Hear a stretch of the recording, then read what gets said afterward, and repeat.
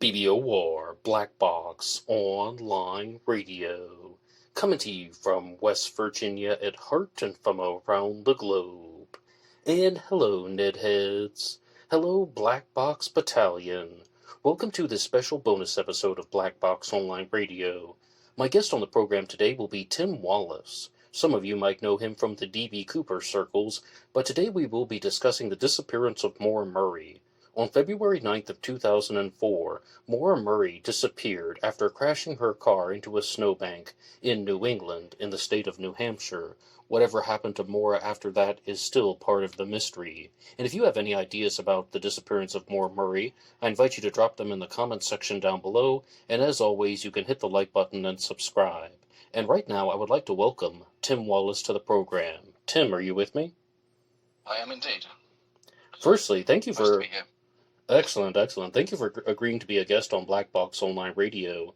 And as I understand, this is a case that you have followed very closely. And when did you first learn about the disappearance of Maura Murray? This is probably one of the longest cases that I've been interested in, actually. It happened in 2004. It's I would say at least 10 years I've been interested. So, 2015, but maybe even earlier than that. There's something about the case, and it sort of applies to the Cooper case as well, which is I'm obviously interested in, that it's that not knowing, and especially with the Maura Murray case, there's this very, very small window of time when something happened. It's literally a 3 or 4 minute window.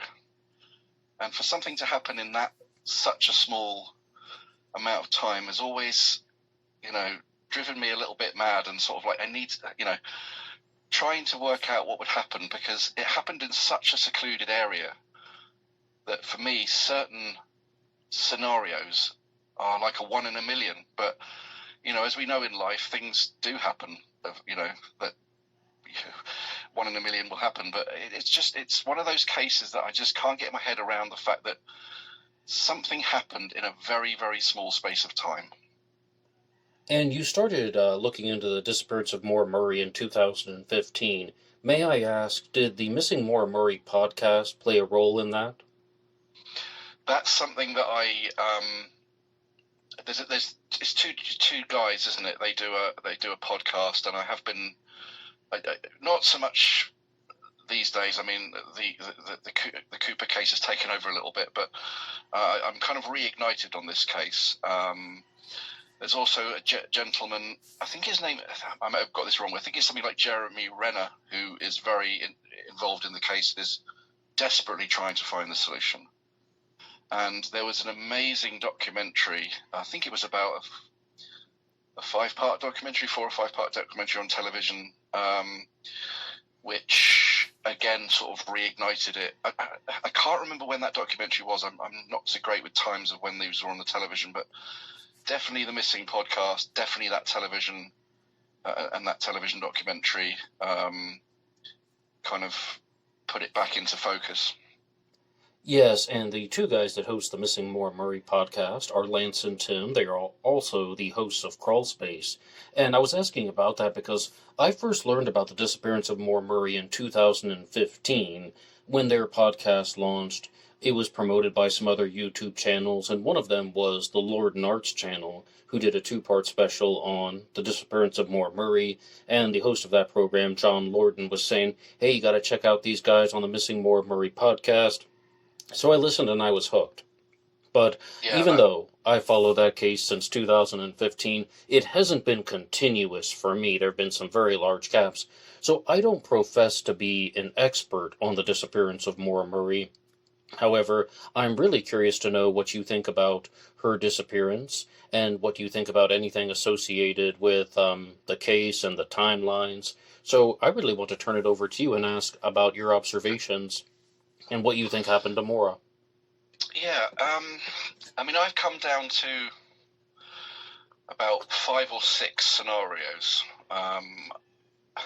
And I was thinking earlier today that some of the scenarios are probably more likely than other, but I actually sat and thought about them all today, knowing that I was going to come on. And there is a small possibility in all of them. So, starting with Maura, she was a very outgoing teenager. Seems to be. She was a track runner, very family orientated. Although her parents split up, and she seemed to spend more time with her mum initially, and then later on it seems to be a bit more time with her father. She had 2 sisters and a brother and a half brother, and at the time she had a boyfriend who may or may not be involved in certain things to do with the case, but her life seemed to be going okay, and then certain things started to happen. I mean, she was caught shoplifting from Fort Knox Fort Knox Commissionary, and it was something very minor, like I think it was makeup or something like that. Now, I can only assume she would have had enough money to purchase that item. So that was a strange incident. And then there was an incident when she used a stolen credit card to buy a pizza. Again, she seemed like the kind of person who had, she was training to be a nurse. I'm sure there was money in her pocket. And I do find these 2 incidents quite strange, that she kind of almost went out of her way to commit a crime. I don't know whether her life was kind of spiraling in some way. It does seem that there was some issues with relation to the boyfriend. There is talk that she was possibly having an affair with someone on her track team, or he actually was a coach. So there was all little things that were going on in her life, and then it headed in a direction where she had a car accident, which was relating to a car that I think, it's been, myself included, it's been a little bit while since I've looked at this case in depth, but she had a car accident. And there was lots of things. There was phone calls with one of her sisters, who she was talking about. I think she was having a problem with her relationship. So her life seemed to be heading in a not particularly great direction. And then all of a sudden, she obviously decided to sort of leave her life. And it seemed to me that she just wanted to get away for a little while. I mean, she made some phone calls to places that hired cabins and things. So if you were to look at it normally, guess it was a girl whose life was getting tough. There was incidents that were happening, and she wanted to get away for a week or a little holiday or a break. That's the way it looked like to me. She was seen, I think the last time she was seen was on a CCTV camera, and she took out, I think it's somewhere between $200 and $300, which is a fair amount of money, but not a huge amount, enough to keep me going for a week or 2. And then further down on the trip, she was apparently witnessed buying alcohol. Now, what's frustrating for me is there is talk that possibly she was meeting someone, or that there was a party being had in a cabin somewhere with some of her friends. But I would have liked to have. You would have been able to judge that really by the amount of alcohol she purchased, in my opinion. So if she'd have bought a vast amount of alcohol, it would have kind of indicated that it was some kind of party and that there was going to be other people there. But she bought a fair amount of alcohol, but I would say enough alcohol for one person. So that doesn't really stipulate one way or the other. Obviously, but there is talk that possibly there was people following her, that she'd maybe arranged to meet them somewhere. That's speculative, and that's never really been proved. But obviously, she was on this trip. She crashed the car, and then the focus of the case is this little window of time when she crashed the car. She was seen by a gentleman who was a bus driver who actually lived in a property around where she crashed, and he asked her if she was okay. She said she'd phoned the AA or the breakdown service, which he knew to be a lie, because apparently there was no mobile phone signal in that area whatsoever. And that was really the last time she was seen. So whether she was going away on her own, or a holiday, or she was meeting some people, or there is even talk that she was literally running away, and that there are rumors that she is still alive. I don't know whether I necessarily believe those. One of the things that I find very difficult in these cases is that a child would disappear and never, ever let their family know. I find that very, very difficult, but it does happen. So that's the general gist of the case, and obviously I'm sure we'll focus on the actual the event with the crash itself and the possible scenarios. Wow, Tim, thank you so much for that introduction. Very detailed. And I also want to just provide some things from my own understandings, and you can let me know if I get any of this wrong. Again, from understanding this, when Maura stole the credit card, it was actually a credit card number that was written on the receipt that she got out of either the garbage or something that was discarded. It was a discarded receipt. And I used to work at a restaurant when I was 16, 17, and this is what they did back in the old days. When you would use your credit card, the full credit card number would be on the receipt. I haven't seen it in recent times, but that was definitely something that was possible. So she actually stole the number off of the receipt paper, and as you said, she used it to order food for herself, and she was caught for that. But one thing that I mostly agree with you on is that it seems like, in regards to stealing the makeup that was worth like $5, I mean, was she doing that on purpose? Most likely, did she not have $5? And some people think it's because Maura was at West Point, the military academy. Maybe she didn't like being at West Point. It was very prestigious. A lot of people thought that it was a great honor. I mean, do you think that she did that to get kicked out of the West Point Military Academy because she just was frustrated with it? It wasn't the life that she wanted to live? I don't know. I have mixed feelings. What do you think? It's a possibility. There are people, and I mean, there have been famous people who've been caught shoplifting. Without going into any names, there's been actors or actresses who've been caught shoplifting, and you think to yourself, well, you've got millions of pounds or dollars in the bank. Why would you shoplift? You don't need to shoplift. So, is it a cry for help? Is it like you say, a reason for her to be removed from where she was? Maybe she was frustrated and she just thought, how do I get myself out of there? I would think there would be better ways of doing that. And she did seem to be quite an outgoing girl, quite a, what's the word I'm looking for? She was a strong character. She was a runner on the team. She was a good-looking girl. She was popular, and I just wonder whether she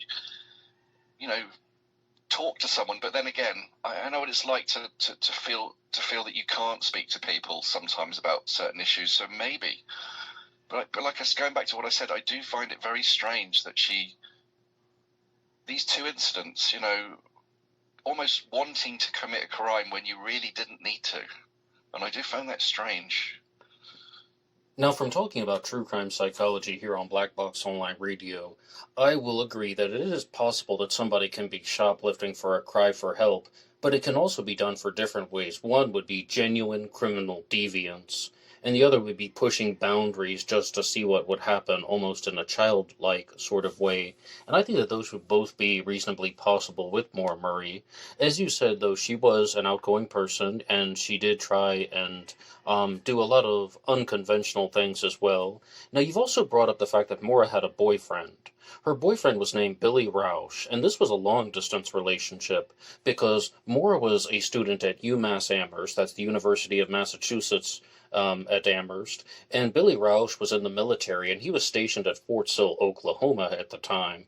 Maura was a runner, and the track coach that you brought up was named Hussein Baghdadi, and it's reported that Maura had an affair with Hussein Baghdadi. He went by the nickname Haas, and I don't really know too many details about it, but when he was interviewed by that previous researcher that you mentioned, he just gave praise to Hussein Baghdadi. He said he's the one person whom I believe never lied to me about anything. So Maura's doing some deviant things. I mean, if she's having an affair, she's shoplifting, not to mention getting into a car accident, possible drinking and driving, although we can really question that later on, because I really want to use this experience to kind of talk about how we've explored the case, what are the common conceptions that people have, what are the misunderstandings that people have. And I guess as far as we're going now in the timelines, Maura's meeting up with her father, Fred Murray, right? They get into the accident. Maura is driving a car of her own, which is a black Saturn, which was not immediately involved with that. And the whole plan is to get Maura a new car, right? And that's why Mhm. they're meeting up, and they have some odd incidents that happen with the car shopping. And then would you like to take it over from there? This is the bit. This is the bit of the case that I can't quite remember the situation with the car and the father. So if you could excuse me on that one, so if you could remind me in this section, this is the. But I do know that after the accident, I might have got this wrong, but on the way on the trip, let's call it the trip, the one where the accident, she did stop off into a. I assume it was some kind of police station to pick up some accident forms. But if could you remind me of the situation with the car and her father? All right, so as I understand that Fred Murray is Moore's father, and he's staying in a hotel room. And anybody in the comment section can correct me if I mistake this, but he's staying in the hotel room. Moore then goes out, and she gets a little bit drunk, and then she crashes his car.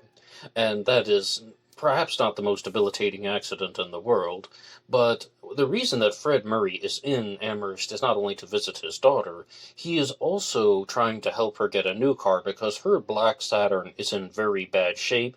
By Fred Murray's own admission, it's running on three cylinders, and he goes to a bunch of different banks and he withdraws the money in cash. I forget how many he visited, but like there are cash limits at the ATM. You can't just take out $6,000 from an ATM. So he's just visiting these different ATMs around Amherst, Massachusetts, acquiring and accumulating the money.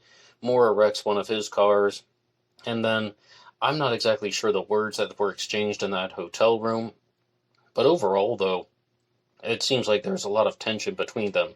And Yeah. you are right, as I understand, on February 9th of 2004, Maura went to somewhere to get accident paperwork. Now, you said it was a police station.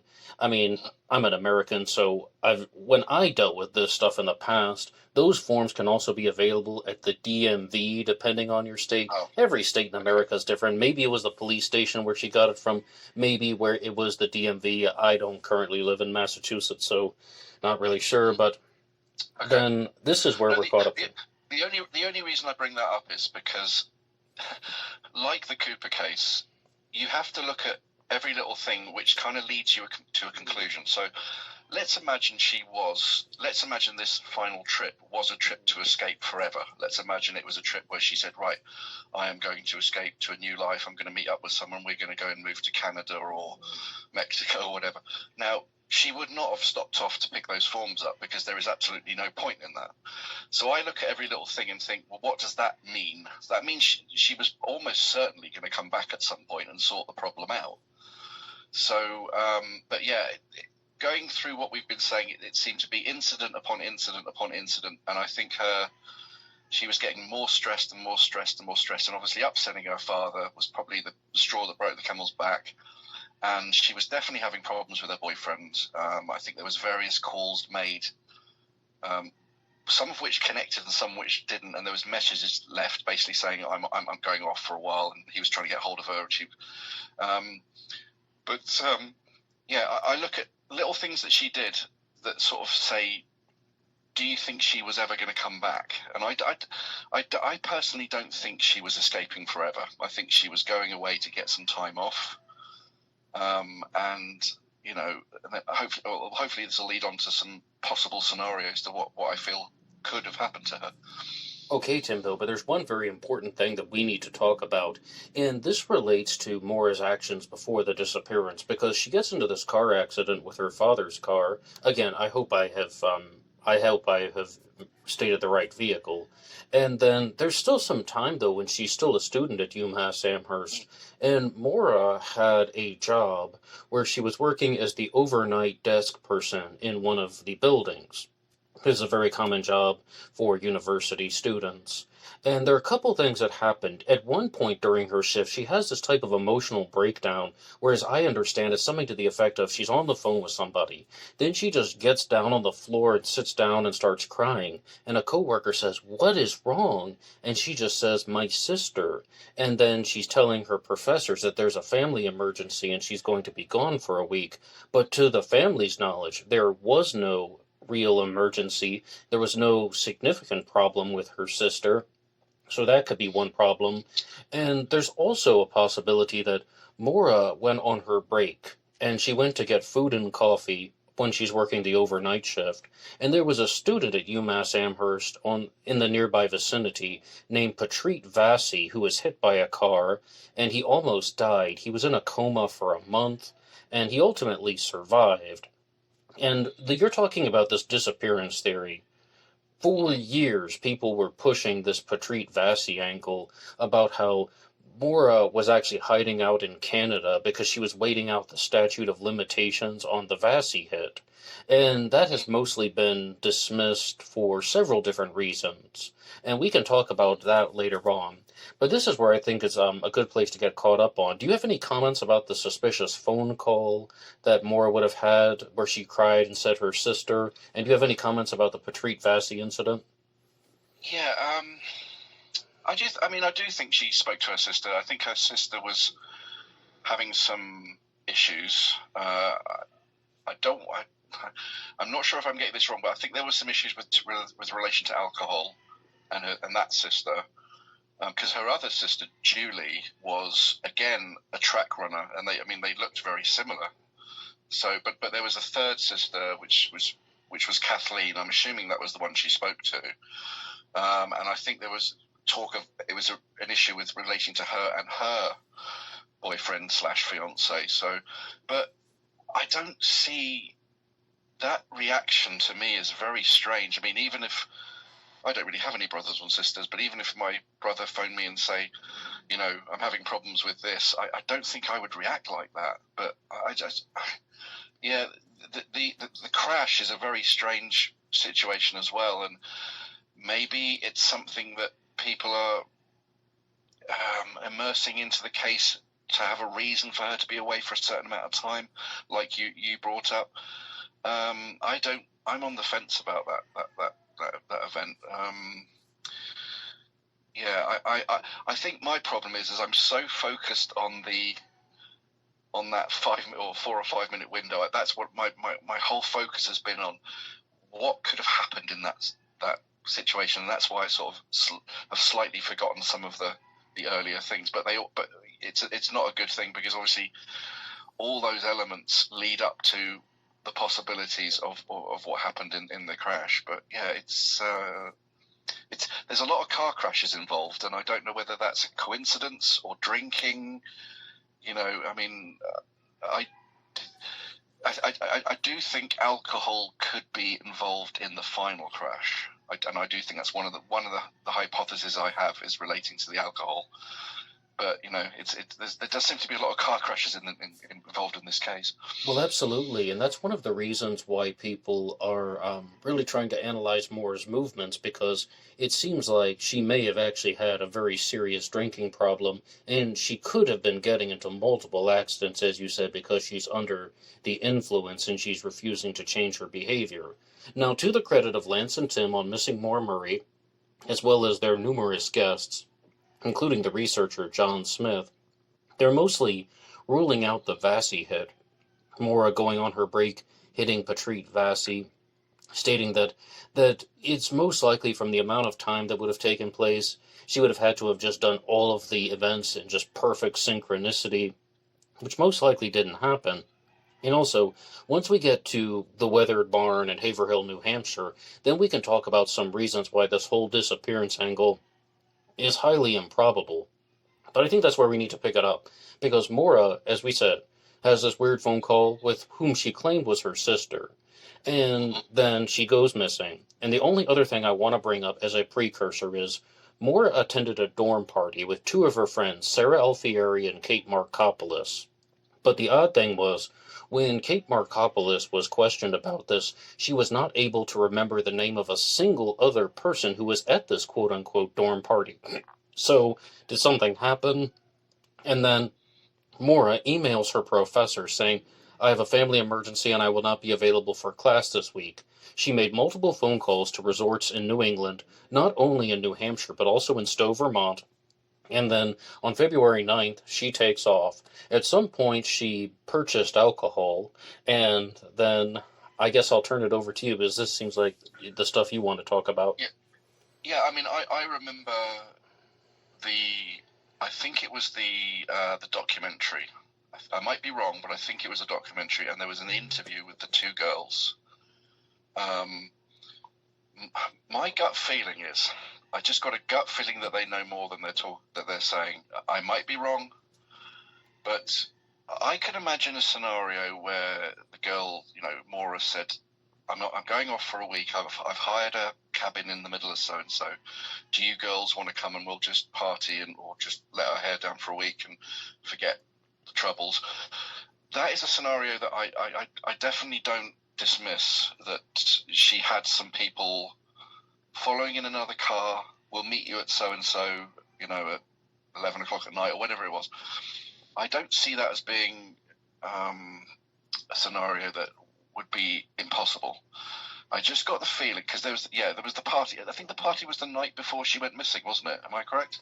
I don't recall the exact date on that. I think it was. Oh, it was very close to it. But, I'll trust you. I can see that as a scenario, but she stopped off to get some alcohol, and like I said to you earlier, it's frustratingly, if she'd have bought a little bit more, it would have been obvious that it was a part. It wasn't just for her, but she bought enough for one person, I think, to get drunk for a week, let's say.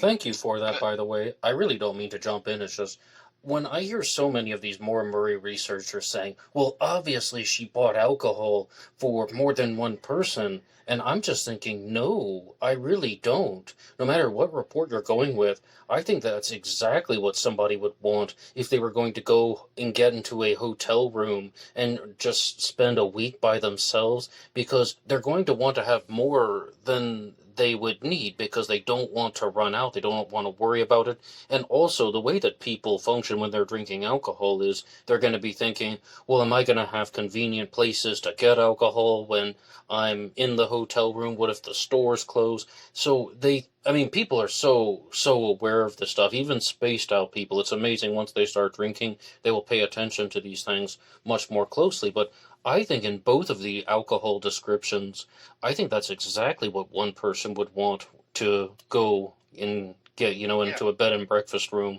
That's just me, though. Yeah, I totally agree. I mean, it wasn't a massive amount of alcohol. It was some cases of, I think there was some wine and things, wasn't there, which was found spilled whenever the car was found. Oh, well, now, wait a second. We got to talk about that, because that could be a very big point of contention. But first, you must know that there are two disputes about, the alcohol that Maura actually purchased. I mean, the general public has received the two conflicting reports, right?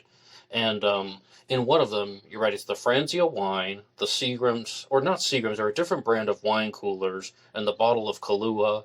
But then there's the other one that says she bought those items, but she also bought vodka and maybe Bailey's or something, I forget. But there are two different reports on the alcohol.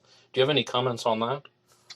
Well, I mean, one of my comments was, are you absolutely certain it was her? Oh, that bought the alcohol? How many 21-year-old females go into convenience stores and buy alcohol? I mean, well, it probably, I mean, we know for a fact that she bought alcohol. It was found, but well, yes, of course. Was that her? Wait, how do you mean? How do you mean? Do we know for a fact that was her? The box of Francia of wine was found in the car, and so were the wine coolers. So, what do you think? That you mean someone else bought the alcohol for her and put it in the car? Well, I might be wrong here, but the spotting of the woman in the convenience store, that wasn't on camera, was it? As far as I'm aware, that was just a verbal description of a young woman purchasing alcohol. Or am I wrong? I think you're completely right. Sorry? There is a spotting of a girl who resembled Maura's description at a convenience mart, Yeah. and as I understand, the person and the people who worked there just simply said, "Don't come back here. I'm tired of answering questions about that girl. I don't know anything." Okay. Something to that effect, and Yeah, I mean, it's kind of it's kind of academic. I mean, it probably was her. It may not have been her, but at the end of the day, we know that she purchased alcohol because it was found. So well, yes, of it's kind course. of academic whether it was her or not. But do you think But that? Did you mean that somebody else could have bought it for her? there are. I've heard so many little stories about were there people following her. I mean, it's a long way to go on a drive on your own. A 21-year. I mean, 21 is not that old, you know. But she was a confident woman. But I do think she was having some problems, and you know, even myself, like when I go on long trips in the car on my own, sometimes I feel a little bit trepidatious, especially when the weather's not great or it's getting dark and stuff. But you know, were there people following it? I mean, we'll get to this maybe in a minute, but there was talk about maybe someone else being in the car with her. I mean, someone was. There's an unnamed witness. I think this has been ruled out actually, but there was an unnamed witness who saw a man smoking in the car at the crash site. We'll talk about that in a second. But I do want to Yeah. finish this alcohol thing, giving full credit to Aaron Larkin, who hosted the podcast 107 Degrees about Maura Murray's case. And one hypothesis that they proposed, and I haven't heard this anywhere else, is that maybe Maura actually bought the bigger total of alcohol, and she bought the Kahlua, vodka, Bailey's, wine coolers, and Franzia wine. But Maura was driving a car that should have been registered in Massachusetts, and she drove into New Hampshire. And New Hampshire does not allow you to bring unlimited quantities of alcohol across state lines. And what Aaron Larkin had proposed was perhaps she got pulled over by a state trooper or some other police officer, and he made some comment about that, and that person actually confiscated 2 or 3 bottles of her alcohol, saying you're only allowed to have X amount of liters of alcohol crossing state lines and so on. And I mean, that's a very big long shot. That's why I said hypothesis. That's not even a theory. That's not widely accepted. But I just wanted to throw that out there because that could explain why there is this receipt or this information going around about how Maura had more bottles of alcohol than were found in the car. But do you have any comments on that? I mean, let's look at it this way. This is a girl who's obviously under a lot of stress. Family, work, you know, relationships. Now she's the very last time she's seen, as far as I'm aware, she lives, I think it's $280 or $300, something like that. Yeah, now, something like that. I recall 280 is the number that I recall. Yeah, I think it's 280, isn't it? Now, logic dictates that this is a girl under stress who wants to get away, and she's been known to have issues with alcohol. Sure. Now, Occam's razor, which always comes through in every single case, is this is a girl who wants to get away for a couple of weeks, and get drunk. So, I think, yeah, I mean, she could have got pulled over, and you know, maybe the alcohol was confiscated. What's she going to do if she hasn't? I have experience of this. When you have a problem with alcohol, it's your be all and end all. I don't know how much of a problem she had with alcohol, but she certainly seemed to have a problem with it. So if a state trooper confiscated the alcohol, the first thing she's going to do is go and get some more. Yeah, we can speculate whether was she drinking and driving? Speculation, possibly. I do think that's one of the. It's a reason for a possible scenario for her to go missing, in my view. Absolutely, it's possible that she was drinking and driving. It's just it has been disputed, but I'll let you continue. No, all I was going to say is one of the strongest scenarios, in my view, would be dictated by the fact that she was drinking and driving. But you know, you mentioned, we'll talk about it in a minute, but there was alcohol found in the vehicle that was all over the vehicle. Now, does that mean that there was a bottle that was open that was in her hand and she crashed and it fell out of her hand, or does that mean maybe a bottle smashed? It was in the back of the boot. It's speculate. But it's a very difficult thing to say whether she was drinking or not, because the indications when we get into, because she did speak to someone when she crashed. They didn't seem to get the major. I might be wrong here. I don't think they got the impression that she was completely out of it. That's right.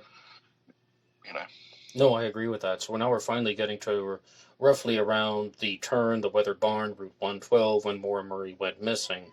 And her car goes off the road during some set of events. And you're talking about the person who saw her. The school bus driver named Butch Atwood drove by, and he asked her that question, do you need any help? And she said, I've already called AAA, I don't need any help, something to that effect. And he knew that that wasn't true because there was no phone service in the area, which was totally normal for 2004. When you'd go into the mountains, your cell phone wouldn't work. I remember those days. And then Butch Atwood goes back home. He tells his wife, I think he opens the door and tells his wife, and then he stays in the truck doing paperwork, which was normal for him, even though it was February. And I have never once heard anything from Butch Atwood in any of the statements, his little interview clip, about how he thought that she was extremely drunk. Now, you're also talking about that Maura had some type of liquid that splashed in the car. There was a Diet Coke bottle that was found underneath the car that had a foul smell, and it looked like something had hit the windshield, and I'm really trying to be as precise as I can with the information. So, is that what you're saying, that sounds like she was drinking and driving? It kind of does. I mean, who knows what happened? Who knows what caused the crash itself? I mean, again, speculation. I mean, it could have been a deer that ran out in front of the car. It could have been just a snowbank she hit. She could have been just going a little bit too fast. Maybe she had something in her hand. She obviously wasn't making phone calls, I'm assuming, because there was no signal, so she wouldn't have been on the phone with anyone. So you could say maybe she was having a little snifter just to give her a little bit of confidence. I mean, that's what alcohol does. It gives you a little bit of confidence. Maybe she was feeling a little bit worried. It was getting dark. The weather wasn't, from what I understand, it wasn't fantastic. But it may just be the fact that there was a bottle that was on the seat next to hers, and the car hit the snowbank, and the bottle went flying forward and smashed. I hate to speculate too much on it, because I'd hate to say she was drinking when she wasn't. But Butch did seem to give the indication that she wasn't, repeating myself, out of it. She wasn't drunk. She may have had a few drinks, but he asked her if she was okay. Do you know whether she actually went onto the bus itself? I can never quite work that one out. No, Did she actually go onto the bus? I do not believe she ever went on the bus. I believe that Butch Atwood spoke to her, and then he drove home. I've never heard that she went onto the bus. Yeah. I mean, there is... Again, there's speculation that he may... It's okay, you can speculate, though, on Black Box Online Radio, Tim. I don't mind. Okay. I mean, there is speculation that he was involved, but I just can't see it, because that was where he lived. That's number one. Secondly, he made his wife make the phone call. I mean, if you had any, if there was any suspicion, that would be a very silly thing to do. So I've given that as a scenario, but I have kind of knocked that out as a scenario. It's one of the scenarios, but I just don't... There just wasn't enough time for him to do anything, I don't think. But I can provide a challenge to that. Do you want to just go into this right now? Do you want to just, lay out the different scenarios? And shall I give you... I might have got this wrong. I think it's about 5 or 6 scenarios, so... I can give you one if you want to... go ahead. Yeah, so scenario number 1, in my opinion, is she was drinking driving, and she pretty much knew that law and order would eventually turn up, and the last thing you want to be doing is being caught drink driving, especially after several incidences in her life, let's say. So scenario number 1 is she just walked off. Funnily enough, there was a spotting of a young lady wearing a I think she was wearing a light covered a jumper with a light coloured hood. Yes. I don't know whether that. I don't really. A silly thing for me to forget is what she was actually wearing, but I don't know if that ties into what Maura was wearing. But the sort of split scenario on that scenario is she just happened to, she got lost in the middle of the woods, and she'd had a bit too much to drink, and she succumbed to nature. It's a horrible scenario, but it's a possible scenario. The other scenario is that she did make it to somewhere and is living somewhere. I mean, that's a better scenario. I don't think that's a realistic scenario because of purely the fact that I can't see her never, ever contacting her family and saying, I'm alive, even for a split second. I'm alive, and I'm not going to tell you where I'm living, but I am alive and I'm okay. I just don't think she would never do that. So that's scenario number one, is she walked off. Scenario number two is that she was picked up by someone, because her trail was, which was picked up by some sniffer dogs later on, stops in the middle of the road. So logic dictates that she walked there was a car that passed by, and she got into the car, and the car went off. That's logic dictates that. Now, what are the chances of someone, a nasty person, I don't want to say too much, I don't want to use too many horrible words, but a nasty person driving at that precise moment in the middle of nowhere when she crashed? That is 1,000,000 to 1 shot. Are you asking me that as a challenge question? Sorry? Are you asking me that as a challenge question? Yeah, let me ask you, what do you feel the chances of a person with bad intent driving exactly at the moment when she crashed through that desolate area? What do you think the chances are? I would say it's the same chance as any abductor or serial killer who preys on victims just happening upon somebody by circumstance. I mean, I would say that it's the same issue, that they were just driving down the road and they see somebody in a vulnerable place and they go after them. And I know that's not the answer that you wanted, and that I can't put a number on that. The missing Maura Murray guys even did some analysis about looking at the number of serial killers in the United States and calculating things. And yeah, it comes down to less than 1%, right? It's 0 point something percent. Very, very small chance that a serial killer drove by and abducted her. But I mean, those things do happen, and I have never dismissed that possibility, because I mean, there are predators, and then there are opportunistic predators. So it's oh, hey, look, a girl in a vulnerable place, I'm going to offer her a ride. So I don't dismiss that. Yeah, I mean, again, that scenario kind of splits into two as well. So there is a stranger whose car she gets into. Now, I mean, a 21-year-old girl, I'm sure her father told her never get into a stranger's car, but obviously the circumstances were difficult, so maybe she did. But the split off in that scenario was that there was someone following her. They were having a party somewhere, and that car came past 5 minutes later. The two girls, I hate to say it, maybe the two girls were in it, or another boyfriend that we don't know of, and she said, oh, hi, Maura, sorry to have been in a crash, got into their car and drove off. But then what happened to her then? So I kind of rule that one out as well, because she would have appeared somewhere, So that's the second scenario. The third scenario is, this is a bit of a weird one, is that a witness spotted a police car parked opposite, fender to fender or face to face with Maura's car earlier than the police apparently arrived. Now, I don't know whether that's, I'm not really sure who that witness is, but this is a bit of a strange scenario. But let's imagine a police car was driving along there and was going a little bit too fast and ran her over. And that's a bit of a strange scenario, but things do like that happen, and, disposed of the body. But it is strange that a police car was seen at the scene of the crime or the scene of the crash previous to when they officially turned up. So that's another scenario. Let me just remind myself. I mean, Butch Atwood is another scenario. I just don't see it myself. I just don't. I can't see him. He hasn't got the time. But that leads on to another scenario, which is it was someone who lived in that area.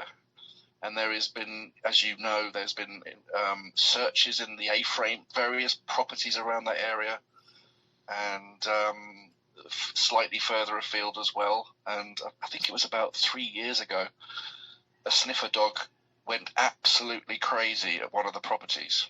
And Fred got very worried, I suppose. Excited's not the right word, but worried about it. He was because as far as I'm aware, Fred, her father, is his belief is that she has been dispatched. The horrible words, murdered. You know, that's what he believes. And there was this talk of possibly some sniffer dogs had picked up a scent at one of the properties. I might have got this the wrong way around, but the family who was in it at the time wouldn't cooperate. But then there was a family who moved in later on, and they let them do a search, and they didn't find anything. But so that's another scenario, that someone within the area of the crash, because I think, am I right in thinking there was about 5 or 6 houses within a sort of a short walking distance of the crash itself? Absolutely. And Yeah.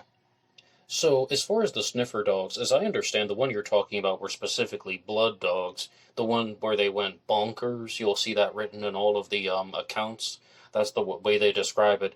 That one was definitely at least 10 years ago. The one that happened about Okay. 3 years ago is when they found some type of suspicious remains in the vicinity. And as I understand, they, dug them up, and it turned out that they were not human. So that was the one that happened about 3, 4 years ago. But now I will offer you one scenario involving Butch Atwood that was presented to me, and I even made an episode about it for Black Box Online Radio called "The Most Ridiculous Theory in the Maura Murray Case," and I accidentally deleted it, so it's not online. But it involves two of the scenarios that you said put together. One is the police officer, and one is the bus driver. And I'll start from the beginning, giving full credit to the researcher, Guy Parody, who talked about Maura's Black Saturn. And he's saying that the damage that was done to Maura's car was not consistent with hitting a snowbank. It was not consistent with hitting a tree. If you look at Maura's Black Saturn, the hood of the car has been pushed up. It's almost like it's been crunched. That's what would happen if a vehicle was driving in reverse and hit it, like a truck or maybe a school bus.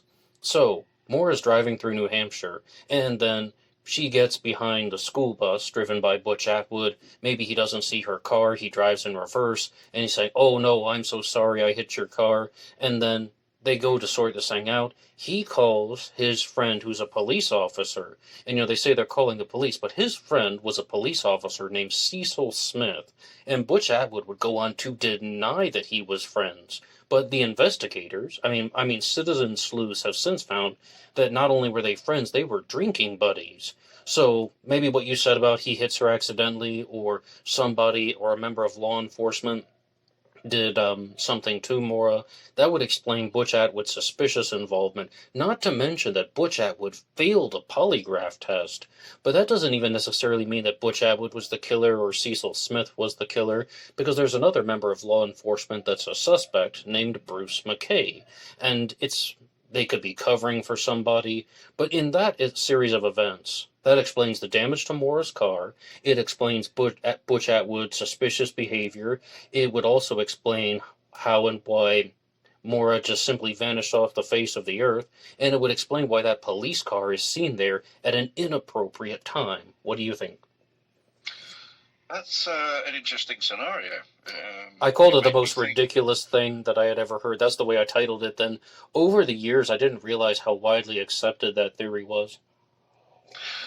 I like reverse psychology. I mean, it's funny. I was talking to someone a couple of days ago about one of your previous podcasts was relating to Jack the Ripper, and it was relating to Lechmere. I'm a Lechmere man. I believe that he was Jack the Ripper, and I said to them, one of the things I would do if I was Jack the Ripper is be seen at one of the murders, because then it becomes almost too obvious that you are Jack the Ripper. So, which ties into this Butch Atwood thing, funnily enough. I mean, it's the reason I don't think it was him is because he involved himself in it too much. He phoned the police, but maybe that's the reverse psychology. Maybe that is he was part of what happened, and he's made it almost too obvious that he's part of it, so therefore he isn't part of it.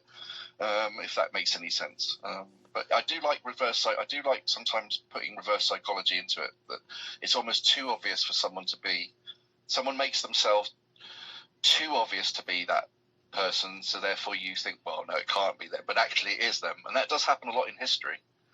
Well, there's definitely the concept of hiding in plain sight, but I think Butch Atwood Ex- is really somebody who would not be a likely candidate to murder Maura. Firstly, No, his I don't wife would think so. have to No. go along with it completely. Maura would have had to have entered his school bus. His wife goes along with it, and not to mention that his wife is on the phone calling 911, and what she tells them is, "I have no idea where she is." And she's not like that. Doesn't sound like somebody who has just been given a wink from her husband to put on the cover story. And then Butch Atwood also stayed in the bus doing the paperwork right, and he was somebody who was in bad health. He was morbidly obese. He wasn't the type of person to get up and start trying to overpower a college athlete. Maura was a literal long distance runner, and like this fat lumbering man is just going to kind of like chase after her and hold her down or something. She could have perhaps slipped out of his grip. I mean, I know I'm speculating now, but I do mean that in all seriousness. I don't think Butch Atwood did it. But your scenario is that he was almost like the point man. He was like something had happened to her, and it was someone that he knew, and he was trying to think of a way of, disguising what actually happened. It wasn't, she didn't hit a bank. She hit a vehicle. Yeah, she would have hit his school Yeah, bus, or that he yeah, might have even been the one to do it, because I mean, this is really what Guy Parody was talking about. The damage looks like a vehicle was driving in reverse, not Mora's Black Saturn colliding with the bus, but that the bus would have been driving in reverse very slowly, beep, beep, beep, and she's like, hey, maybe hits the horn or something, but it's too late, so he yeah. just kind of, it collides a little bit, and that's why there's that really odd crunch shape in the Black Saturn. Now, I completely admit that in the scenario I talked about, Butch Atwood is not the killer. A member of law enforcement would have killed Maura, and then because he's friends with a member of law enforcement, he covered for them, and they all covered for each other. That is something that, I mean, people might be able to talk about. Is there physical evidence to support that? I don't think so. And do you think there's physical evidence to support that other than the suspicious police car sighting? Do you know if just going to ask a question? Do you know if there was any damage to the bus at all? Was there any I have not scratches or heard any? anything No, you're about not aware. damage to the bus. I am not aware of that. And Right. Okay. this is my genuine challenge when I heard this theory. And I told you in that deleted episode. In America, with our school buses, if you look underneath them, they have two hooks that are used for hauling, but they're two very large hooks that don't seem to have left the dents or impressions or holes in Moore's black hood. So I also don't really see evidence of that. And again, that was a theory that I thought was crazy. Then I'm like, all right, all right. So many people are talking about it. I'll give it its fair shake. But I have doubts. I mean, all I would say, we can come up with all these scenarios, but something just doesn't smell quite right to me. I can't put my finger on it. The fact that her tracks just disappear. I mean, that really has to lead you down a road of such she got into a vehicle. It has to. But then there's, I remember in the television documentary they were saying that possibly, I might be wrong here, it may be where she went up onto the snowbank and the scent isn't quite as strong on there than it is on a road. So, but something just doesn't quite make sense to me, and this is why it's one of the most interesting cases, and that's why I'm not going to talk about it too long, but that's why Cooper really interests me, the DB Cooper cases, because something just isn't quite right. I agree. And I like cases where, I like them and I hate them at the same time. I like them because it gets my mind working. I'm desperately trying to work out what happened in those 5 minutes, and obviously with the Cooper case in those 5 hours. But something just isn't right in this case, and there's been, and then later on down, I'm not sure what the time frame on this was. A knife with blood was found, and then this thing will crop up. There seems to be something with relating to the Maura Murray case. Every sort of two or 3 years, something will come up, a bit of new evidence, and then it'll die down very, very quiet.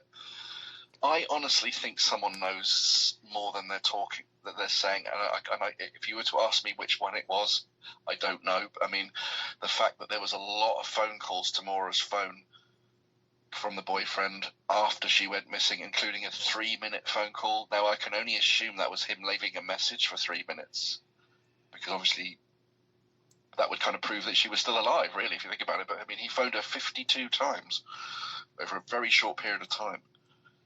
All right, so,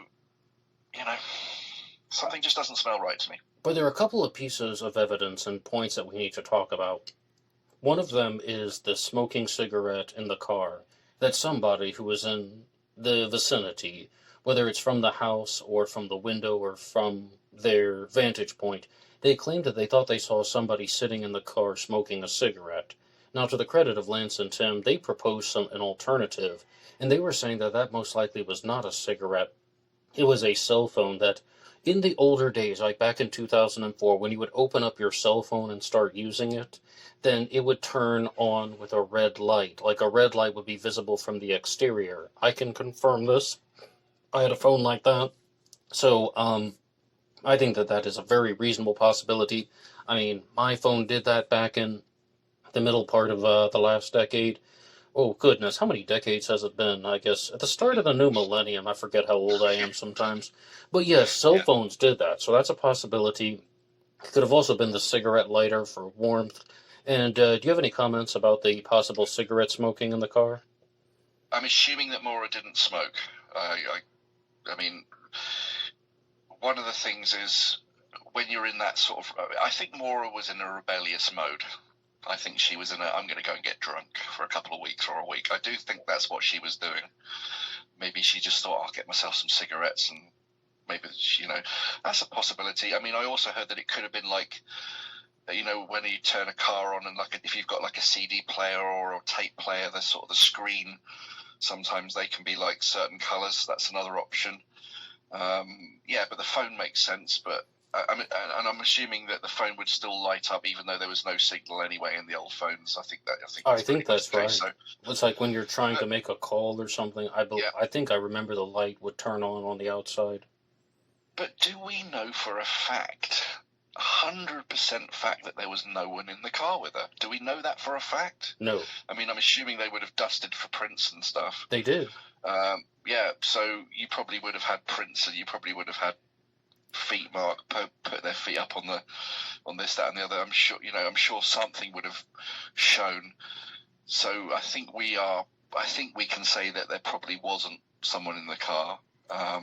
But now wait a second. Right. Because I really wanted to ask you about, what do you think about the suspect being named about 7 months ago, who was identified from a fingerprint in the car? And you're familiar with this, right? Stephen Baldwin? Yes, and because you are familiar with this, he was identified from a fingerprint that was found on a CD in Maura's car. So there is, I guess you would say there is evidence that someone was in the car, but that is not strong evidence and is definitely not proof. What do you think? Yeah, I think, Oh, so she had a CD player. Yeah, of course she did. I mean, he could have been at a party. I mean, that's a very difficult one. I mean, am I right thinking he's in prison at the moment under some charges? It was for some time. Now, people said I misrepresented it when I did my episode. He was involved with an illegal operation involving animals. I'll just leave it at that. They didn't like the way I phrased it last time. It was, okay. Well, but yes, he's in prison.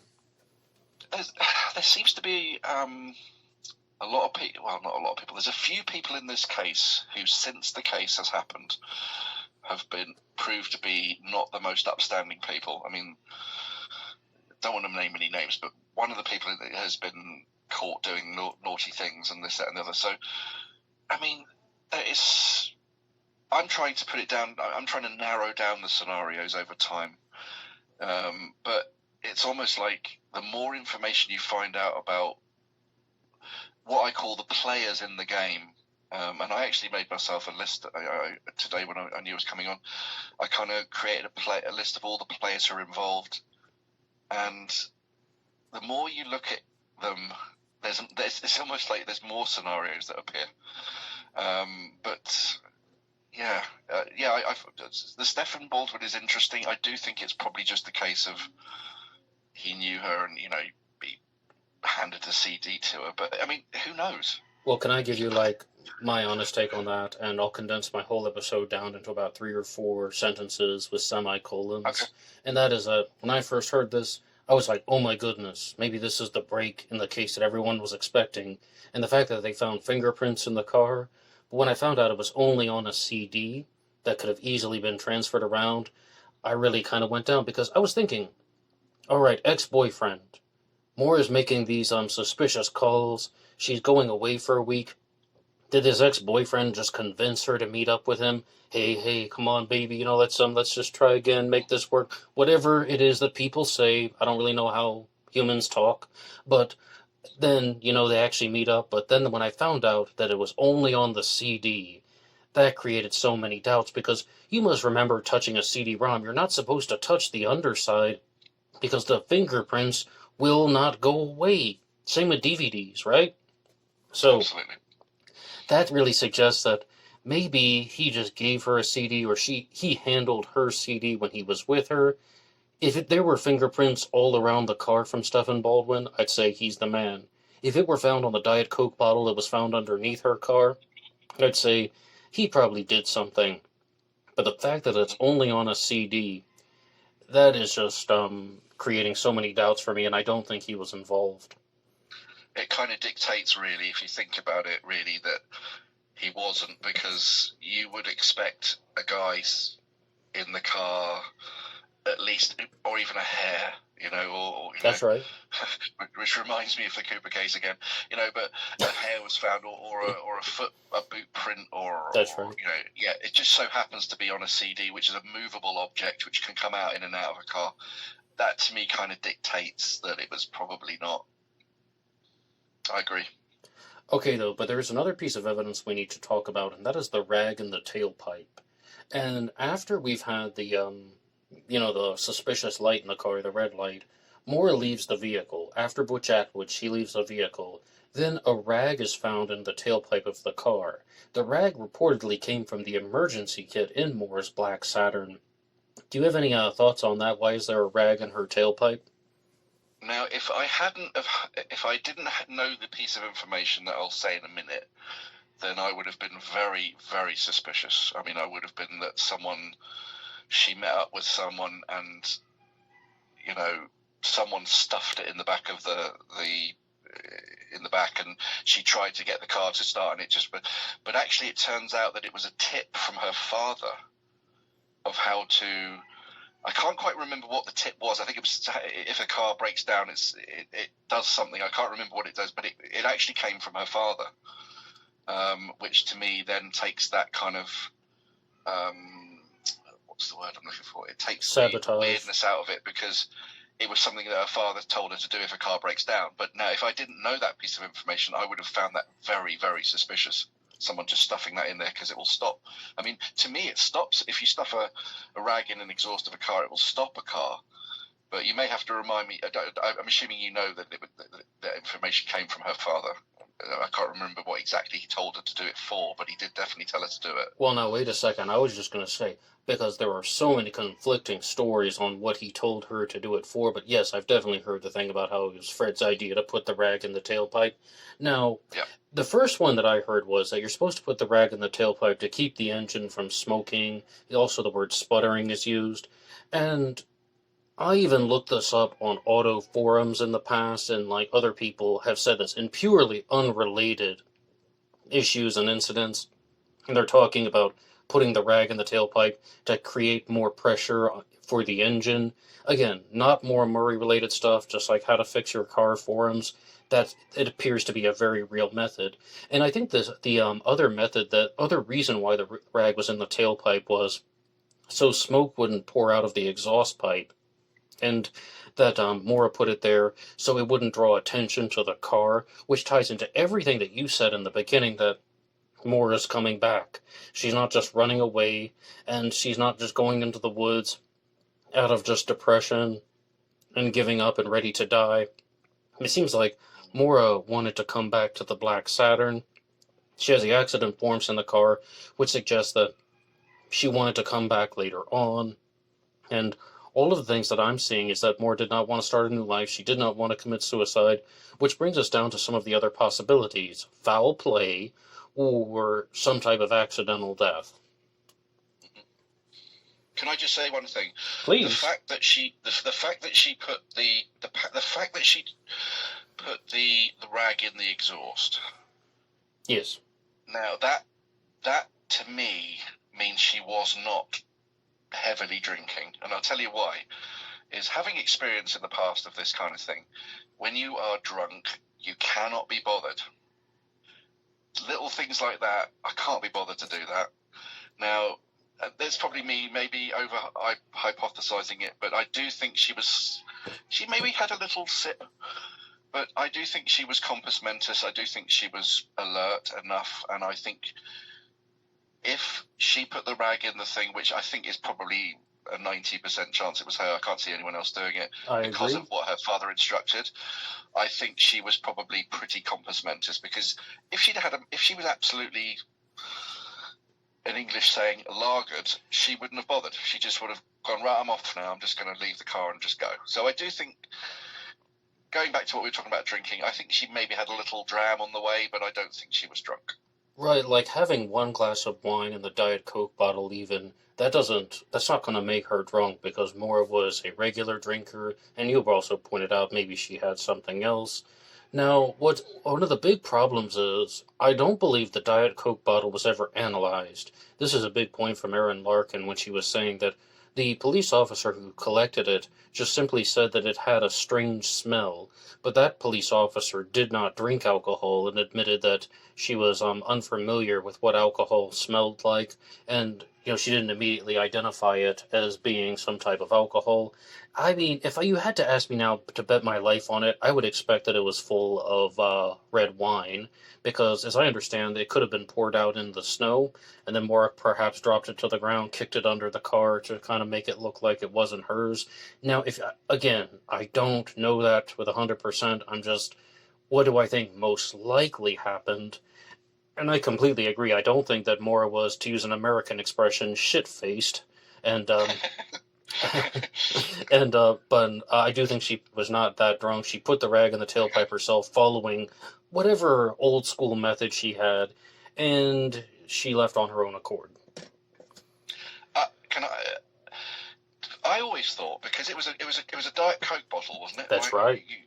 Great. Now, I always thought, going back to my party days, that it would have been something like vodka and Coke, because what you do is you get a big bottle of Coke, you empty half of it away, and you pour the vodka or whatever you like in and fill up the rest of the bottle, and that's it's an easy way to get drunk.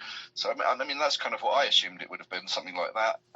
But if it, for someone just to say it was foul smelling, maybe it wasn't a drink, maybe it was, I don't know, antifreeze or something. I mean, who knows? That's exactly what they proposed. That's exactly what the alternative is, right? That it was red antifreeze, that like the bottle also came from the emergency kit. Or one theory was that it wasn't even Maura's, and that was just a piece of trash on the side of the road, and the Black Saturn has to go somewhere. It has to stop somewhere, and it just happened to stop on top of that Coke bottle.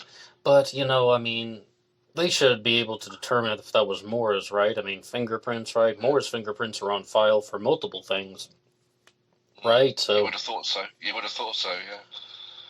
I mean, I just don't know if that information has been made available to the public, but red antifreeze has been proposed. Why is that in a Diet Coke bottle? I don't know. But as far as vodka...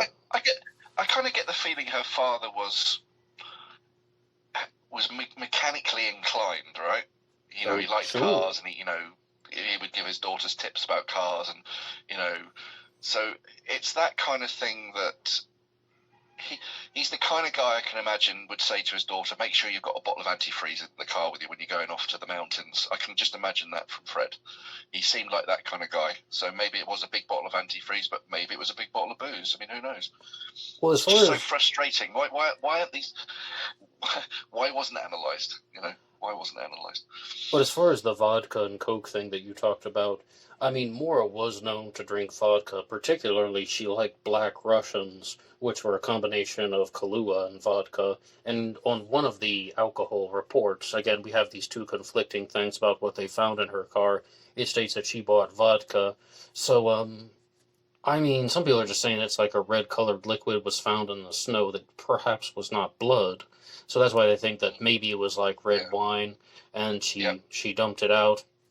But, I mean, I would totally be willing to accept it. Like, if they were just to flat out say, oh yeah, it turns out that wasn't even Maura Murray's Coke bottle, I wouldn't be surprised at all. I mean, go back to what we're saying. It does have that feel of a girl off to a party, don't you agree? It feels like a girl who's arranged to meet some friends. They've hired a little cabin, and we know that she made some phone calls to try and hire some places, which apparently they didn't agree to it, or she didn't do it. But it's got that feeling of a girl going away to meet up with a few friends just to get smashed for a week. My work's driving me mad. My family's driving me mad. Let's get some vodka and Coke and some wine and this, and all that's missing is the snacks. I mean, it does have that feel, but I just don't. In my heart of hearts, I don't think that's what was happening. Well, no, not in mine either. But I really just have had a problem with the whole friends and party thing at the cabin or whatever. Whether it was a B&B or something, but most likely a cabin because no one was witnessed. Well, which friends would these be? And did they actually go there, or did Maura just set the plan up?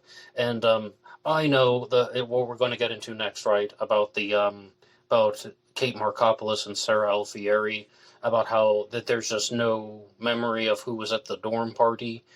I mean, you must have heard this. And I think this is what you're going at. That Maura sits down with her two friends, Sarah and Kate, and she tells them about this plan to go away, for a week and to just get drunk and let their hair down, like what you said. And then they're like, well, I don't know, maybe. And then Maura's like, no, come on, it'll be fun, something like that. It's all Maura's idea. And then, she takes off. And, I mean, it's definitely just all kind of operating on her accord. And did she invite somebody else? Did the other two friends not show up? Did she go to a cabin and, and someone else gave her a ride? I mean, that's getting into some bizarre territory, but, I mean, that's definitely a theory that's been discussed. My simple answer is the friends have not come forward and said any of that, and if they hadn't left, then they could easily get out of it. They're like, all right, here's what Maura told us. In all these years, I mean, what do you think? Going back to what I said earlier, I've seen these girls being interviewed. I'm very certain it was them in a documentary or something to do with Maura. I think the party was very close to the trip. I have a feeling it was the day before. I might be wrong on that, but I mean, who's to know? The fact that they kind of said, "Oh, I don't," what you were saying about that, I don't remember who was at the party, or that is very odd. You invite your friends to parties, don't you? I mean, yeah, you've got lots of people that just kind of turn up, and if it's that kind of party, but there's something not right there. I'm sure it's not. It may not be anything nefarious, but yeah, I can imagine Maura saying, "Look, girls, and invite your boyfriends, and have you got any more male friends? And invite loads of people. We'll hire out something, and we'll just enjoy ourselves." But I don't know. All right, then, Tim. At this point, let's get down to what we really think happened, because we have Maura going off the road. Now, we've talked about accidents and cover-ups, as well as perhaps trying to meet somebody, but her car goes off the road for some reason. The Black Saturn is on the side of the road, and it has new damage. And then Maura is out of the car, Butch Atwood passes by. Then what happens? I was a big believer that this was just an accident, Maura took off running, and the dogs just weren't able to pick up her scent, and then she entered the forest. But I ultimately had to back down from that, and I did exactly what you said. I was like, if the search dogs didn't get her scent, she probably entered somebody's vehicle, because as I understand it, they lost her scent in the middle of the road, not like on the side of the road even, but it was in the middle of the road. Does that not suggest that she got into somebody's car, and and then that person drove her to some location where she was either murdered or died under some suspicious circumstance, and that person concealed her remains? What do you think happened? That's what I genuinely think. Logic dictates that is exactly what happened. Or science dictates. I mean, a lot of people, when they looking at cases these days, especially with modern technology and things, sniffer dogs are a kind of science, and science dictates that is exactly what happened. She got into a car, but, well, first of all, was it a stranger's car, or is the scenario of someone maybe following her, or a group of friends following her? So that split scenario. But I actually do believe it's one of those cases where your mind changes quite often. That's right. I mean, but I don't know. You've got to go with your gut. You've got to go with your heart and your brain, and that's the way I do it with all the cases I'm interested in. And sometimes your brain and your heart don't correspond. But I just think that she was scared, and I do think she'd had a little bit to drink. I think she was probably over the driving limit. I don't think she was drunk, but I think she was probably in a scenario where if she had been caught by the police, that she would have been, and they would have looked. You always look back at a person's history. She had this car accident there. She stole this from then. The pizza, the thing. They would have looked at her whole life, and they would have seen all the problems. And she wanted to be a nurse, didn't she? And that's right. And maybe that would have affected her whole future. Maybe that, I would expect so. My gut is that she did run off. I can't really tell you why. All right, though, Tim. How do you respond to this setup that was laid out by Aaron Larkin, that Maura is off on the side of the road for some reason?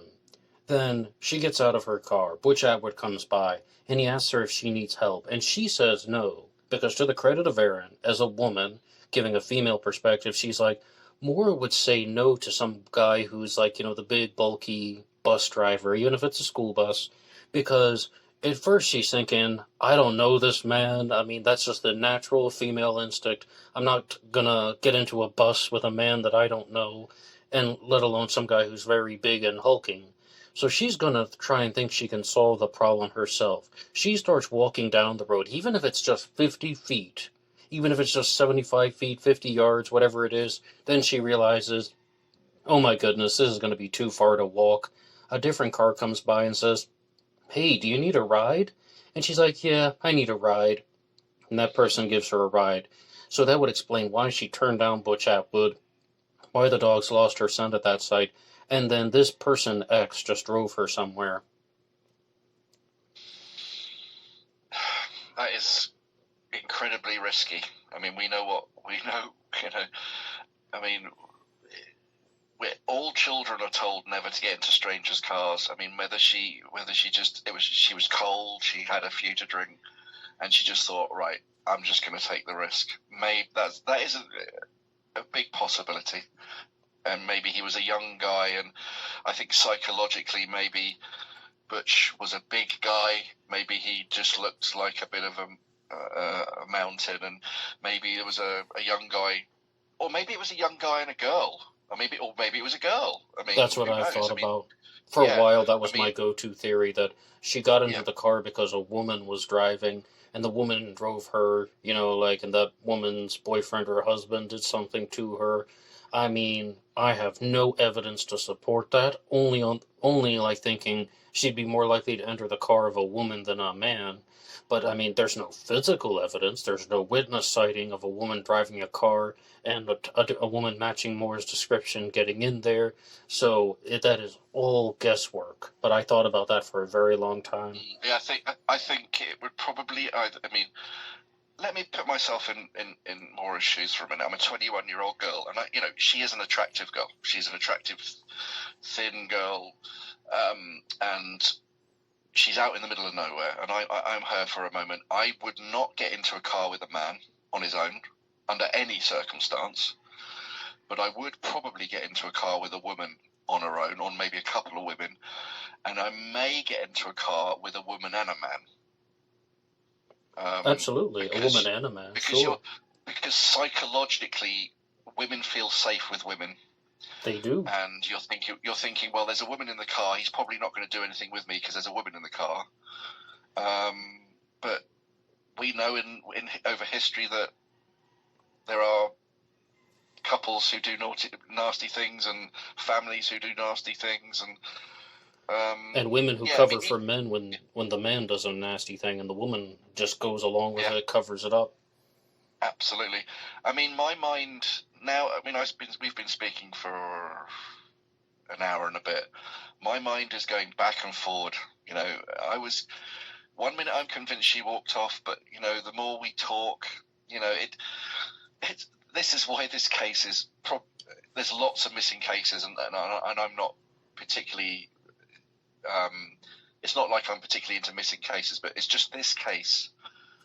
And I don't want to keep repeating myself, but the fact that it all happened in such a small window, whatever happened had to happen quickly.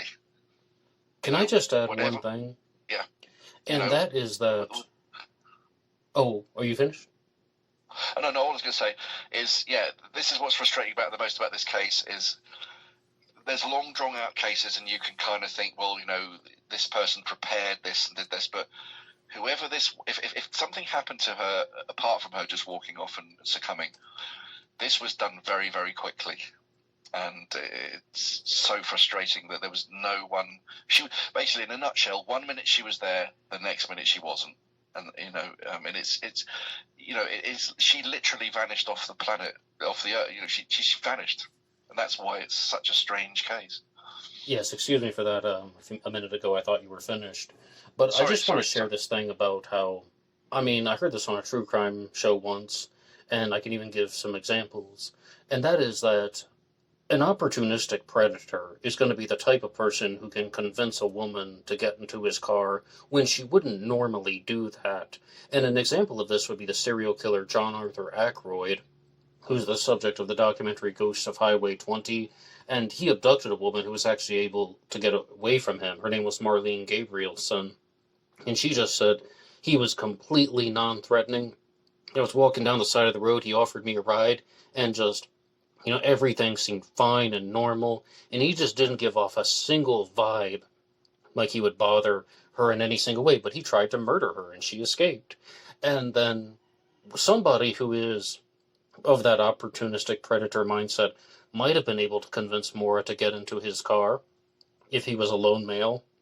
I don't know if that's what happened, because as you pointed out, Maura did vanish. There are absolutely no witness sightings that I have ever heard of Maura going anywhere. The last sighting that I understand, Butch Atwood saw her by the car and drove home, and he told his wife to call the police, and they asked her on 911, like the dispatcher asked her, well, where's the girl now? And his wife said, I have no idea where she is. And that's the end of it.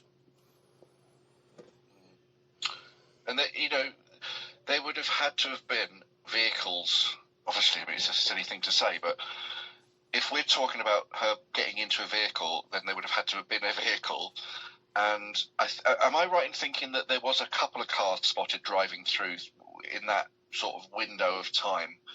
I don't recall the specifics. I think that I might be wrong here, but I think there was a couple of cars spotted through.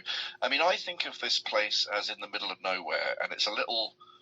We call them hamlets over here, a little tiny village of 5-6 proper houses around this corner bend where she crashed, and a lot of the properties could I kind of overlooked where it was all going on, and That's right.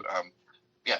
Now, but nothing was seen. It's almost that's what's so frustrating, and no one saw something which you could say, well, I saw her go off in that direction, or I saw her go off. There is the trail of her scent went off into a certain direction and stopped, but no one saw her go off in that direction, and no one saw her go off in the other direction. That is what is so frustrating, and yeah, and Atwood, Butch and his wife, 1 minute she was there, the phone call, where is she now? She's gone. And, you would have thought maybe they would have heard a car sort of, what's the word, idling. Because, obviously it takes 5 seconds. How long would it take for someone to persuade a woman to get into their car, get her into the car? That's a little bit. It definitely would take some time. I would say 25, 30 seconds. You've got to talk to her, say, hi, are you okay? You've got to persuade her that you're okay, that you're not a mass murderer. Then you've got to get her into the car. That's a good 30 seconds, and you would have thought, or maybe slightly longer, because I do think you would have to really convince Maura, I'm okay, I'll take you to the nearest hospital or wherever, or I'll take you to where you want to go. Possibly. It would take a little bit of convincing. So to not even see a car idling or hear a car idling for 1 minute, it was literally like a car just drove through there. She jumped in and it went off. That's what it feels like. That doesn't make any sense. Now, I will just offer one possibility. And, the Missing Maura Murray guys perhaps even use this in their logo. Maura was a long-distance runner, right? And is there any way the dogs lost her scent because of a different reason? And this could be relating to the cold. Now, it's my understanding that search dogs are able to track the scent because of moisture that is in the air. That's how your scent is preserved, and that's what they're actually following. But, we're dealing with New Hampshire in February. When it freezes, the scent is preserved the same way that, something would be frozen in ice. The scent is preserved, but then the dogs can't differentiate one scent from another, so they shut down. What if Maura walked for 50 feet, or 50 yards, however long it was, then she took off running? And as a long-distance runner, she could run, perhaps 1 mile in the cold without feeling anything, maybe even 2. I would expect that she had a lot of practice doing that in Massachusetts. And did then she just exhaust herself at some point? Did she enter the woods? I'm really not convinced that she entered the woods. Maybe somebody saw her running down the road, and then they offered her the ride. I'm not really sure, but what do you think about that Maura started running and the dogs just didn't get her scent? Oh, wait, and of course, the most important part, the glove that was used to track Maura's scent was new, and they weren't even completely sure that Maura had worn it regularly. She most likely had touched and handled the gloves, but she definitely did not, it definitely wasn't an older glove. She may have received the glove that was used to track her scent from the Christmas beforehand. Is that right? So what do you think about all that? Well, you've brought up probably one of the most important points that I've kind of forgotten. I think if she had not been, she was fit. She was physically fit. Yes. And I think if that wasn't part of her life, if that, if she wasn't this track runner, I don't think I would even probably consider the walking off. She was confident enough, even if she'd had a drink, to think, well, I'm a track runner. I'm physically fit, and so if anyone's going to be able to have the confidence to do that, it would be someone like Maura. I wouldn't do it. No, I wouldn't. I wouldn't do it. I'm not leaving the car and going to walk to the next town. I'd be like, oh, out of breath already. Yeah, no, it does. It's 1 point. I look at points. I put sort of points. I do the similar thing with the Cooper case. Is I put points, plus and minuses, and the fact that she was a runner, and a physically fit person, is a point towards the fact that she probably in her mind thought, I can do this. You know, I can put a backpack on my back and put some stuff in the back, and just walk a little bit, and then once I've got away from the action, I'll just run. But there is a lot. How do I say? A lot of cases over the time. A lot of cases that I've kind of looked into. A lot of things happen where the action is, and there was a rumor that there was like a culvert or some kind of stream near there, and I just have this really nagging feeling that something happened very close to where the action happened. It's just one of those things that you hear a lot of cases where someone will go missing here, and people will look long, distances to try and find what happened. But it kind of happened where you're going back to the original. You know, isn't there the very famous story of the boy in the box, who was a boy who fell behind a cupboard or something? And everybody was like, where, I think it was in a shop or something, wasn't it? Or something like that. Oh, I was thinking the boy in the box, the one that was found in the, he was found in a box and really he was unidentified for 60 years, but... There's a very similar story. I think it was a guy who fell behind a fridge in a shop, and everyone was like, he just disappeared. And, no, I don't know that one. I can't. I'd have to look it up, but it was something I read up recently. He basically fell behind one of these big fridges that goes along the back, in like Walmarts and things. He fell behind it. And are you thinking of Brian Schaefer? It might be, but he really, what I'm trying to say is there are instances where people will go missing in a certain spot, and people will look miles and miles and miles around, and they're always where they were in the beginning. They've just fallen down a well, or they've got, I just got a feeling in my gut that it's something to do with the area where it happened. I can't explain that. It sounds a bit weird me saying that, but I just have a feeling she's close. I just have a feeling she's close to the. There's nothing spiritual or anything. I'm not into anything like that. But I just got a gut feeling that she's close. There is one possibility that could answer that, and this comes to us. It involves a suspect named Rick Forcier, who lived in the area, and he was perhaps somebody who could have given Maura a ride back to his home. And that, she turns down Butch Atwood and she's trying to take off on her own, realizes it's too far, it's too cold. She gets a ride from Rick Forcier, who would have lived relatively close by, and then he did something to her. And I also want to be clear about one thing. I said I wouldn't try walking to the next town or leaving my car now. I'm 37, but when I was 21 years old, like Maura's age, yeah, I would have done that. I might have even been running down the road. Well, I mean, if that's the case, then you've got to look at the scenarios that come from that. So let's imagine she did escape. She just walked away down the road. Then you've got to ask yourselves what happened to her then. And there really are only two scenarios. Something bad happened. She was picked up further down the road by someone. I suppose there is a third scenario. She was accidentally run. I mean, I imagine those roads have got very little...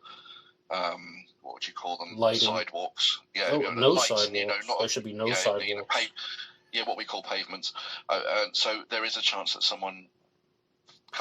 How far would she get? I mean, she'd probably get a couple of miles or maybe more. So there's three scenarios. She got into another car further down. She got run over, and obviously someone would hide that. And the third and final scenario is the one that she is still alive. But I do go back to what I'm saying is I just can't imagine her never letting anyone know, especially her father, who is still absolutely devastated by this.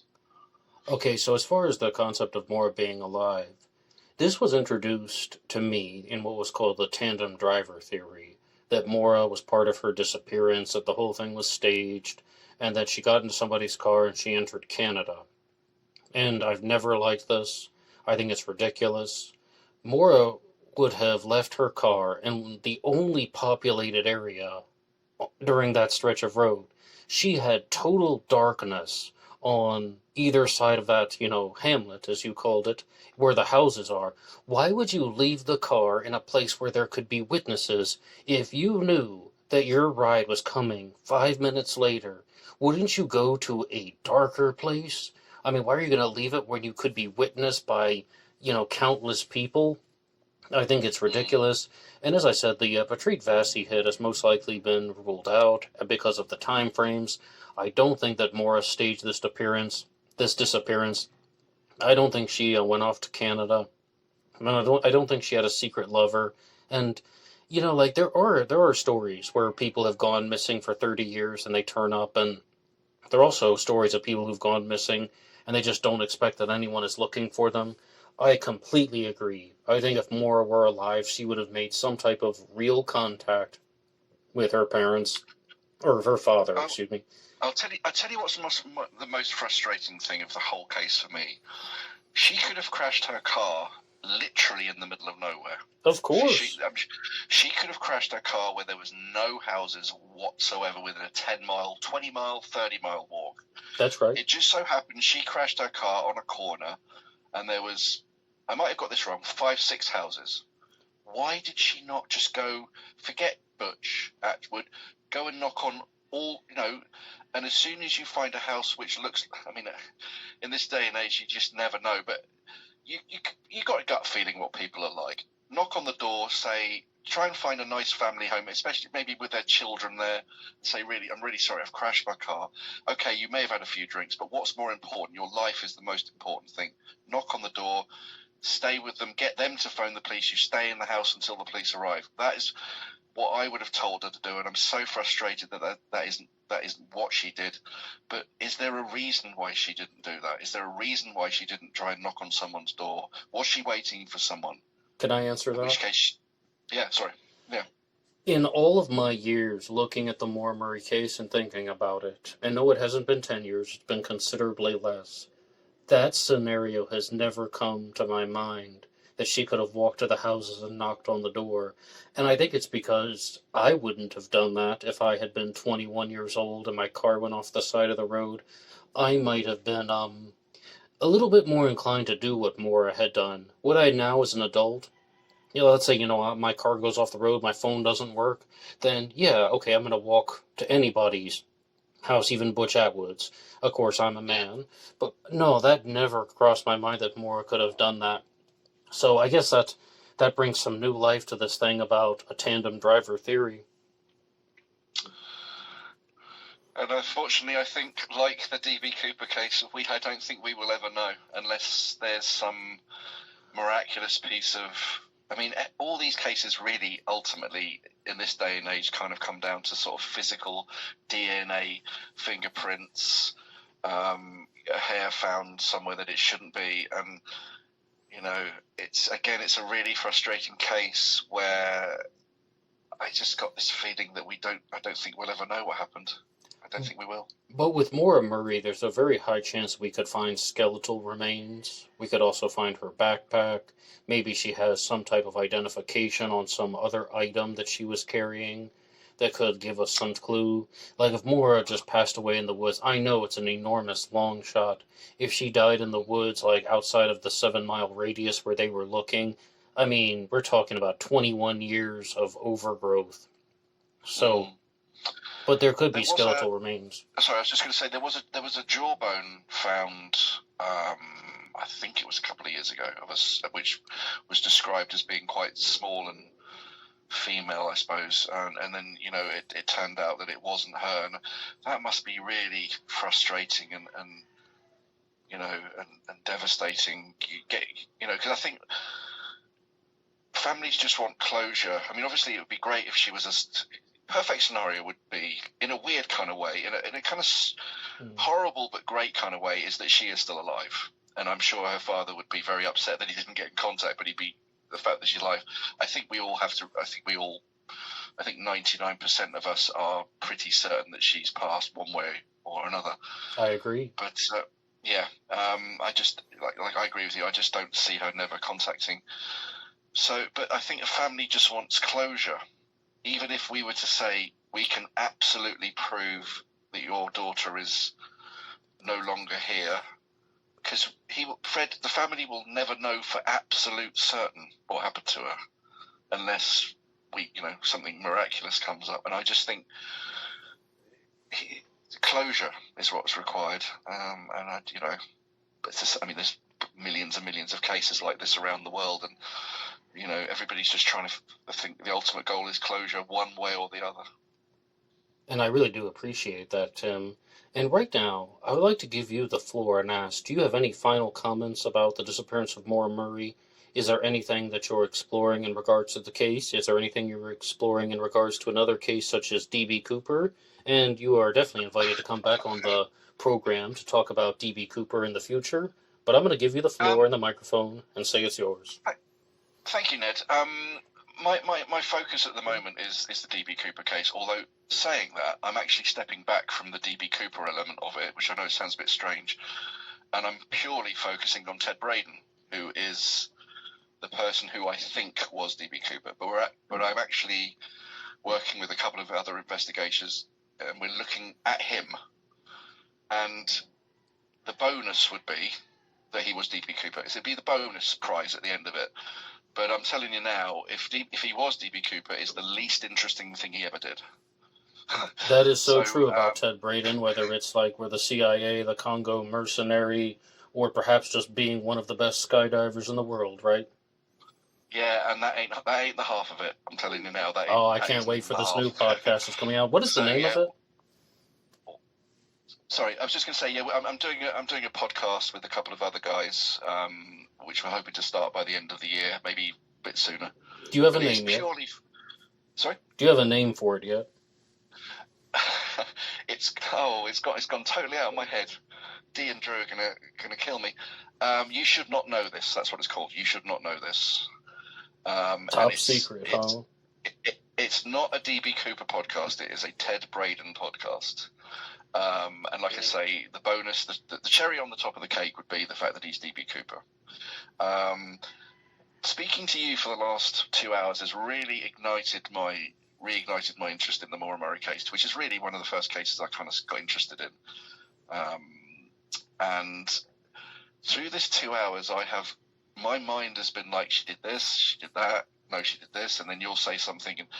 And it is one of those type of cases where there's a lot of scenarios and they're kind of close to each other, but not quite. So I'm going to go away and have a little think about this. And if you ever want to speak about Maura again, I mean, maybe with some other people, that would be great to get, I'd like to sort of bounce some ideas off there.